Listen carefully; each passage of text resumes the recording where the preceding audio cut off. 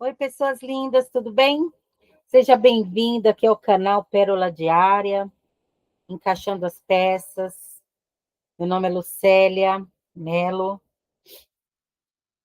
Esse canal é um canal de foco, reflexão, comportamento, espiritualidade. Que Deus fale teu coração. Hoje eu quero falar no Evangelho de João, capítulo 18, versículo 15 em diante, que diz o seguinte: Pedro seguia Jesus de longe. A jovem criada, encarregada da porta, perguntou a Pedro: Não és tu também um dos discípulos deste homem? Chamou Jesus este homem. Olha aí. Pedro respondeu: Eu não sou. Aqui ele cometeu o segundo erro. O primeiro erro foi ter cortado a orelha do Malco. Agora, o segundo erro é negar Jesus. Ele negou por 3 vezes. E fazia muito frio. E os servos e os guardas estavam ali. E, tendo acendido uma fogueira, esquentavam-se. E Pedro estava em pé no meio deles, aquecendo-se também. E Jesus, diante do sacerdote, sendo questionado. Então, outro erro de Pedro, ele estava se aquecendo na fogueira com aqueles guardas que levaram Jesus preso, com aquelas pessoas que chamavam Jesus este homem.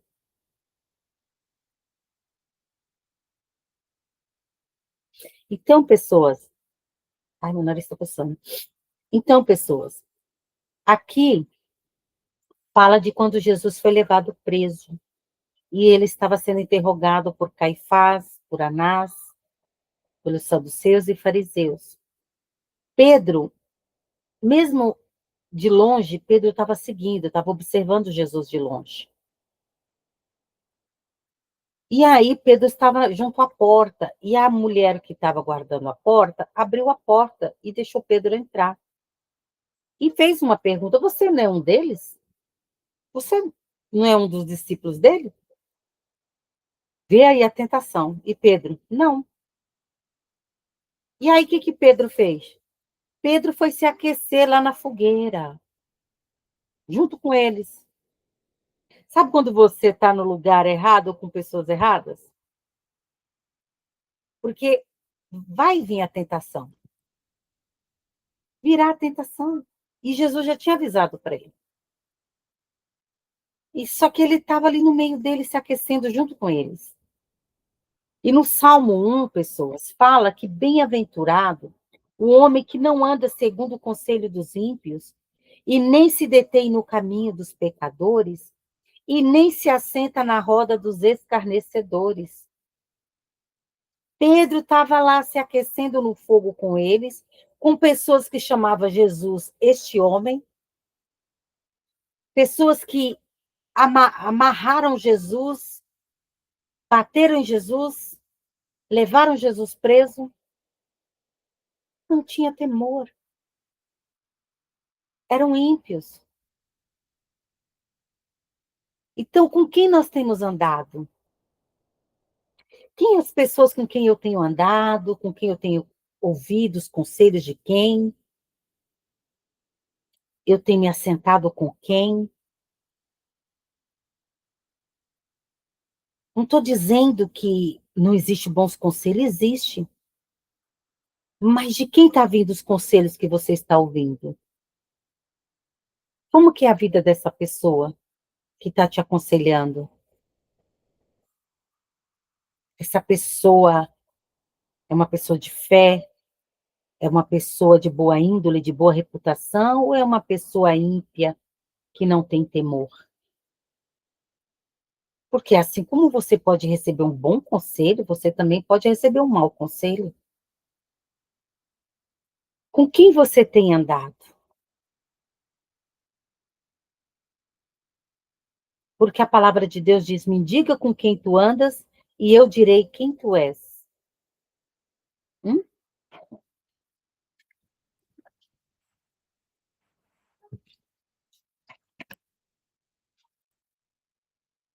Hein? Com quem você tem andado?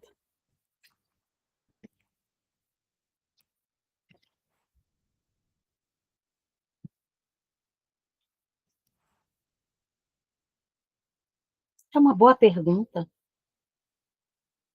Porque, assim, se nós presta bem atenção, se você anda com uma pessoa que ela tem tais costumes, mas de tanto você andar com ela, daqui a pouco você está praticando as mesmas coisas que ela. Você está fazendo as mesmas coisas, por causa da convivência. A convivência faz você cometer os mesmos hábitos. Se eu me assento na roda dos escarnecedores, das pessoas que não acreditam naquilo que eu acredito, eu vou ouvir coisas que eu não quero ouvir. Eu vou ser colocada à prova, vai vir tentações, vai vir provações. E não tem aquelas pessoas que querem agradar os outros e fez como Pedro fez? Não, não conheço não. Não, vai que eles me reconhecem, viu que eu cortei a orelha lá do rapaz e me coloca preso lá junto com Jesus, né? Então, Pedro cometeu uma sucessão de erros. Por quê? Porque estava agindo por conta própria, seguindo o seu próprio entendimento.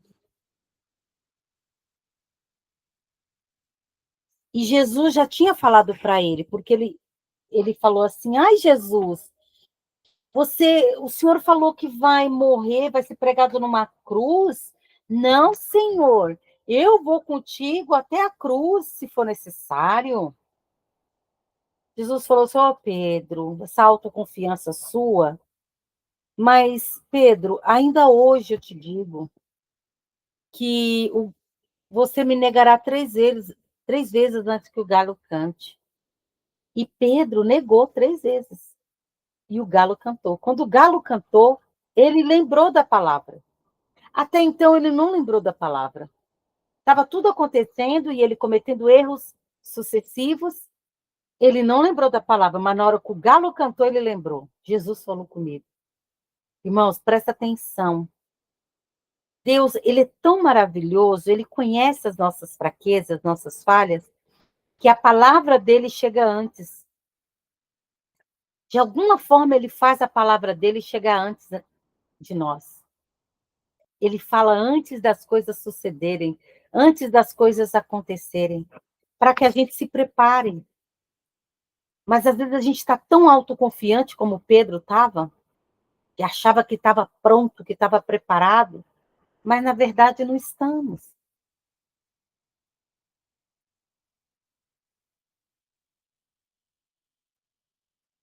E o galo cantou.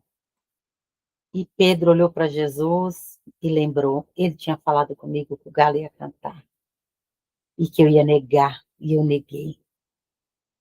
Irmãos, por mais que nós estejamos confiantes, estamos zelosos, achamos que estamos prontos, que estamos firmes, que eu sou de Deus, a prova de fogo vem e falhamos. E falhamos. Vemos que fracassamos muitas vezes e achamos que estamos preparados, mas na verdade nós não estamos. Não estamos. Muitos morreram pelo Evangelho, muitos foram perseguidos. Você quer saber disso? Pesquisa sobre Capadócia. É um local que os cristãos fugidos, perseguidos, eles cavaram dentro das rochas, das montanhas, e moravam lá dentro das rochas.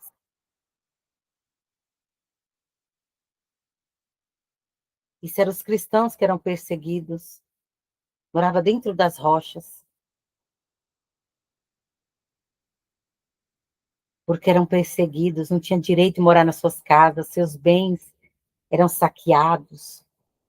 Será que estamos prontos para sofrer por amor ao Evangelho, por amor a Cristo?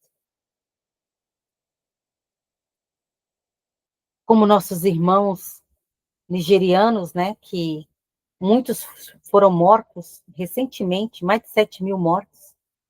Por quê? Fizeram alguma coisa errada? Não, só porque eram cristãos. E muitos perseguidos que estão sem casa, sem lar, só porque é cristão. E aí é onde nós perguntamos hoje nós perguntamos, onde estão os direitos humanos? Cadê as leis dos direitos humanos? Você não escuta um pio, você não escuta ninguém falar nada. Os governantes, os juízes, onde estão os direitos? Só tem de um lado e do outro não tem?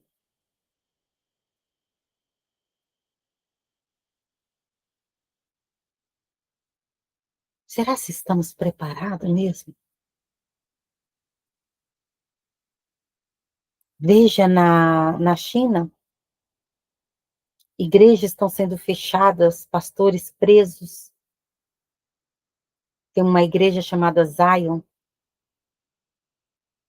fechada, contas congeladas, cristãos sendo expulsos do trabalho e das escolas. Por quê? Cometeu algum crime? Não, porque são cristãos. Mas você pode dizer, mas graças a Deus nós vivemos num país laico, onde nós temos liberdade religiosa.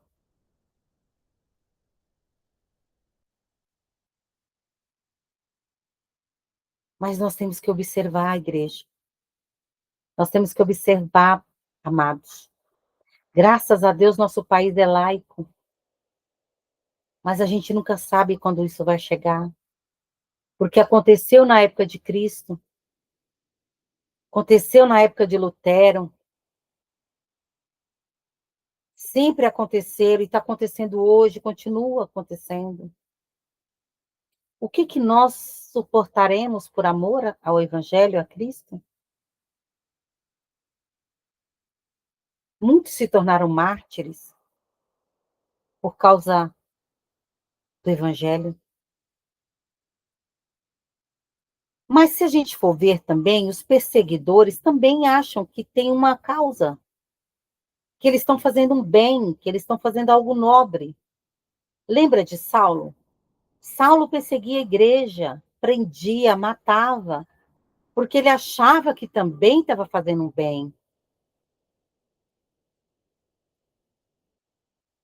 Ele achava um homem zeloso. Até ele ter um encontro com Jesus. E aquele que perseguia, agora se torna perseguido. Aquele que fazia os outros sofrer, agora está sofrendo por amor ao Evangelho. O caminho é apertado, o caminho é estreito. Veja, na época do Lutero, agora dia 31 vai fazer, né? Lutero foi um homem que fazia parte da igreja católica, e ele lendo a Bíblia, ele viu que essa coisa de vender indulgência, pedacinho do céu, isso não era bíblico. E ele enfrentou Papa, enfrentou autoridades da Igreja Católica na época que dominava o mundo, dominava os reis. E ele deu início que a Reforma Protestante. Ele afixou 95 teses, criticando as práticas da Igreja Católica. Veja sobre a venda de indulgência, sobre as suas ações, e a divisão do cristianismo, né? Daí veio o quê? Diversas igrejas cristãs e não católicas. Por quê? Porque ele teve essa ousadia de mostrar a verdade para o povo. Vamos deixar de ser religiosos e vamos colocar nossa fé em ação, viver debaixo da graça. Cristo já foi sacrifício, eu não preciso me sacrificar mais. Eu não preciso comprar um pedacinho do céu, eu só preciso crer na palavra, crer no Evangelho, crer no Filho de Deus. Entende? Olha a ousadia desse homem. Mas você acha que foi tão simples assim, fixar as 95 teses e tudo bem? Não. Houve oposição. Houve oposição contra os cristãos. Muitos foram mortos, muitos foram perseguidos. Houve batalhas. Mas ele foi ousado. Sabe, uma das frases de Lutero foi: uma masmorra com Cristo é um trono, e um trono sem Cristo é um inferno. Olha as palavras desse homem. Quer dizer, eu prefiro uma masmorra, mas que Cristo comigo, do que um trono indo direto para o inferno. Ele disse também: a mentira é como uma bola de neve. Quanto mais rola, mais aumenta. Quer dizer, uma mentirinha aqui, daqui a pouco tem que mentir mais, mentir mais, mentir mais. Quando vai ver, está vivendo uma verdadeira mentira. Não vale a pena. Então, qual foi a motivação de Lutero de mostrar a verdade? Ele falou: não, a verdade é a palavra de Deus e o povo está sendo enganado. Eu sei ler, eu sei escrever, eu entendi muito bem o que está escrito aqui, só que não basta a verdade só para mim, eu tenho que mostrar a verdade para o povo que está sofrendo, que dá tudo o que tem para a igreja e a igreja enganando. A motivação dele foi correta. E a minha motivação e a sua motivação, qual é?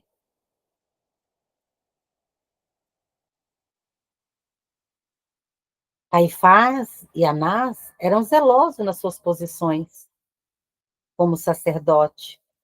Mas, na verdade, a motivação deles era: nós não podemos perder nossa posição. Por que que esse povo está seguindo a Cristo e não a nós?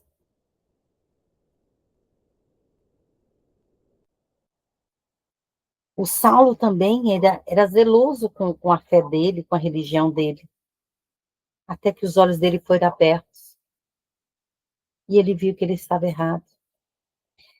Por que que eu estou dizendo isso? Porque até aqueles que estão com motivação errada, para eles estão certos, até que os olhos deles sejam abertos. Porque a gente sabe o que está por trás ali.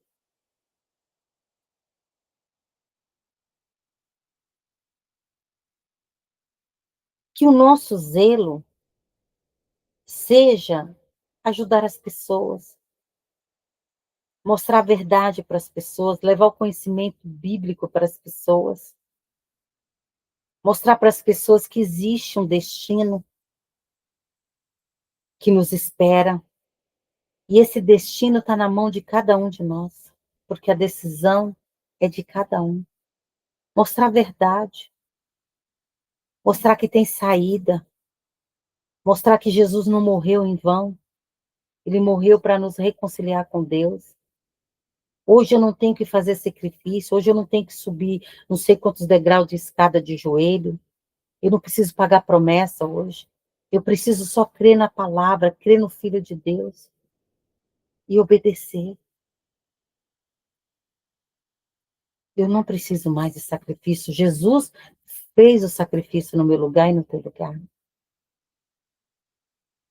Então nós temos que olhar qual a motivação hoje.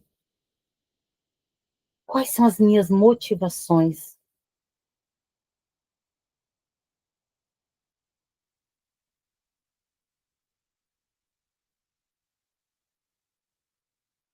É isso, pessoas. Eu deixo essa reflexão para você, essa semana da Reforma Protestante, lembrando aqui de Lutero, que foi muito audacioso, foi muito corajoso. Ele enfrentou as autoridades daquela época, como Jesus também veio e enfrentou. Foi pregado na cruz? Foi, mas era necessário ele ser pregado na cruz para nos reconciliar com o Pai. E eu e você? E na nossa geração? Como vai ser? Estamos de braços cruzados? Estamos fazendo a obra de Deus, ajudando as pessoas, sendo empático com as pessoas? Ou tudo que fazemos é uma motivação própria, uma motivação não em ajudar as pessoas em si, mas para aparecer, para benefício próprio?